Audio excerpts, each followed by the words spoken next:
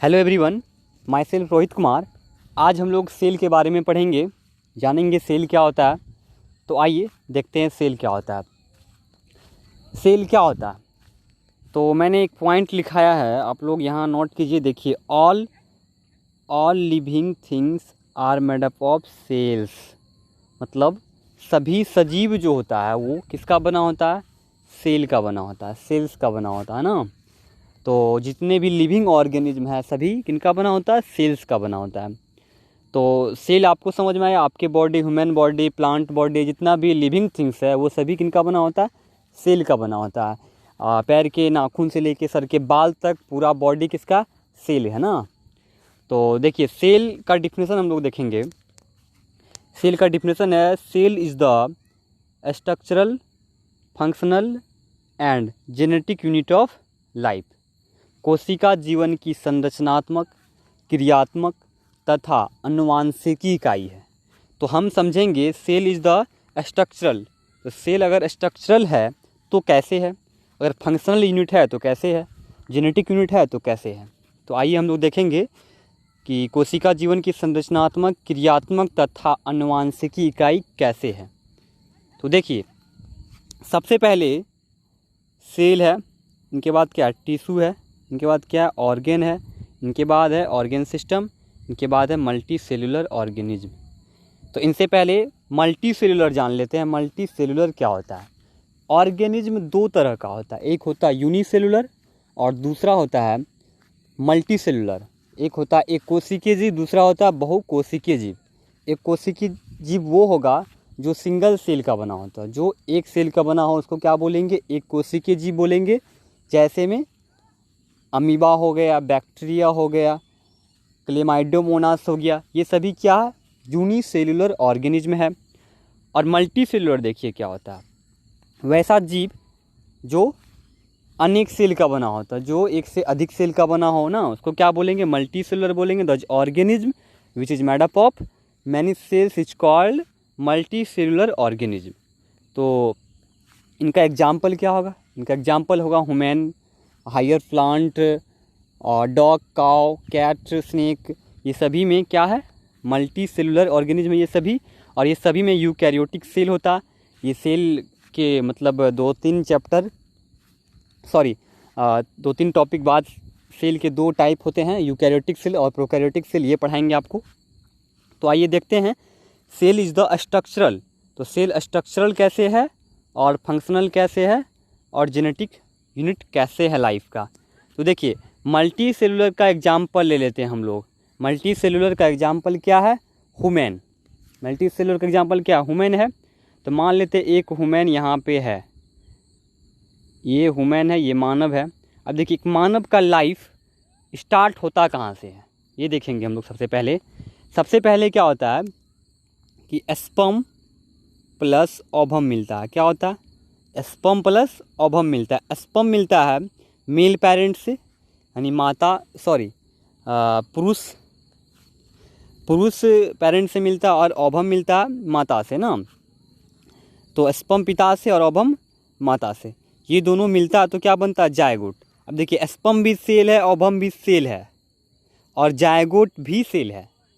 तो यहाँ समझिएगा, सेल सबसे पहले क्या हुआ? सेल बना, सेल से क्या हुआ? टिश्यू, और टिश्यू के बाद ऑर्गेन बना, ऑर्गेन के बाद ऑर्गेन सिस्टम बना, और ऑर्गेन सिस्टम के बाद एक बहुत बड़ा जीव बना जहाँ पे एक ह्यूमन है। तो एक ह्यूमन का लाइफ स्टार्ट कहाँ से हुआ? सेल से हुआ ना। तो एक और ये दूसरा एग्जांपल आपको समझाते हैं, फिर से देखिएगा। Cell is the structural unit कैसे है लाइफ का, फिर से देखिएगा। ये जायगोट है, ये क्या है? जायगोट है। ये एम्ब्रायो है, और ये क्या है? फीटस है। और फिर ये क्या है?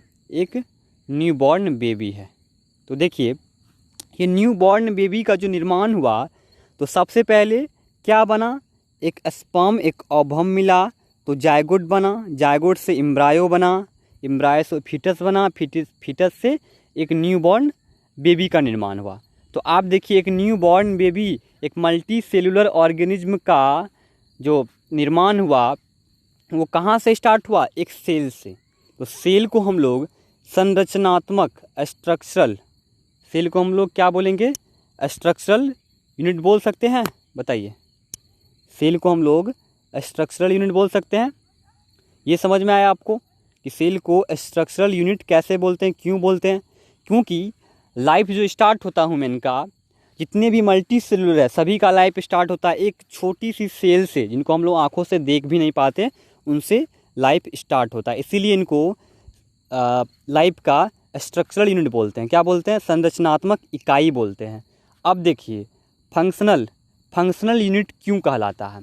सेल को फंक्शनल यूनिट या क्रियात्मक इकाई क्यों कहते हैं, ये देखना आप लोग को। देखिए, एक बात बताइए, सेल है ये ना, ये सेल से टिश्यू कैसे बन गया? इनके अंदर क्या हुआ बोलिए? ये टिश्यू से ऑर्गन कैसे बन गया? और ये ऑर्गन से ऑर्गन सिस्टम कैसे बना? ऑर्गन सिस्टम से बहुत बड़ा मल्टी सेलुलर कैसे बना? क्योंकि सेल के अंदर क्या होता है? सेल के अंदर क्या होता है? फंक्शन होता है ना। सेल अपने अंदर क्या करता? कार्य करता, फंक्शन करता है ना। सेल के अंदर भी फंक्शन होता तभी टिश्यू बनता है। टिश्यू के अंदर भी क्या होता? फंक्शन होता तो ऑर्गन बनता। ऑर्गन फंक्शन करता तो ऑर्गन सिस्टम बनता। ऑर्गन सिस्टम कार्य करता तब क्या बनता? मल्टी सेलुलर ऑर्गेनिज्म बनता है। तो इसीलिए हम लोग सेल को फंक्शनल यूनिट ऑफ लाइफ भी कहते हैं। तो उम्मीद है आप फंक्शनल यूनिट भी समझ गए होंगे और स्ट्रक्चरल यूनिट भी समझ गए होंगे। अब देखिए, जेनेटिक यूनिट को समझेंगे। सबसे पहले आप लोग डीएनए का नाम सुनेंगे। डीएनए क्या होता है? सिंपल सी भाषा में डीएनए एक आनुवांशिक पदार्थ है। डीएनए क्या है? एक जेनेटिक मटेरियल है।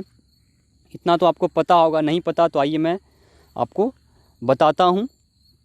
तो देखिए, डीएनए क्या है? डीएनए एक आनुवांशिक पदार्थ है ना। और ये जो डीएनए होता है, ये डीएनए कहाँ पाया जाता है? सबसे इम्पोर्टेंट है कि डीएनए कहाँ पाया जाता है। तो डीएनए आपके सेल के अंदर पाया जाता है। कहाँ पाया जाता है डीएनए? डीएनए आपके सेल के अंदर पाया जाता है। और डीएनए के खंड को, डीएनए के सेगमेंट को हम लोग क्या बोलते हैं? जीन बोलते हैं ना। तो जीन के द्वारा ही आपके माता पिता का, आपके जनक का, आपके पेरेंट्स का जो गुण है वो आपके अंदर आता है। तो डीएनए कहाँ होता है? सेल में। एक बात बताइए, आपके अंदर माता पिता का जो गुण आता है वो सेल से ही ना आता है। स्पर्म हो गया किसका? मेल पेरेंट्स पिताजी का। ओवम हो गया फीमेल पेरेंट्स माताजी का। ये दोनों जब रिलेशन बनाते हैं तो क्या बनता है? जायगोट बनता है ना। जब ये जायगोट बनता है तो देखिए, इसमें आपको जायगोट में किनका किनका गुण आता है? पिताजी का भी गुण आता है, माताजी का भी गुण आता है ना। तो ये जो गुण आता है आप में, ये जो कैरेक्टर आता है आप में, वो डीएनए के खंड जीन द्वारा ही आता है ना। तो इसीलिए देखिए, डीएनए को हम लोग क्या बोलते हैं? जेनेटिक यूनिट ऑफ लाइफ बोलते हैं। क्योंकि डीएनए क्या करता है? आनुवांशिक गुण को हमारे जनक से हमारे अंदर लाता है ना। आनुवांशिक गुण को क्या करता है? पीढ़ी दर पीढ़ी ट्रांसफ़र करने का काम करता है। डीएनए के अंदर जो जीन होता है वो ये काम करता है। तो समझे? तो डीएनए क्या है? जेनेटिक मटेरियल है। तो अगर डीएनए जेनेटिक मटेरियल है तो सेल को हम लोग क्या बोल सकते हैं? जेनेटिक यूनिट ऑफ लाइफ बोल सकते हैं। क्योंकि डीएनए कहाँ होता है? सेल के अंदर ही होता है। तो इसीलिए हम लोग सेल को क्या बोलते हैं? Cell is the structural, functional and genetic unit of life. तो सेल का डिफिनेशन उम्मीद है आप समझ गए होंगे। अब देखिए, एक और डिफिनेशन इनका, cell is the basic unit of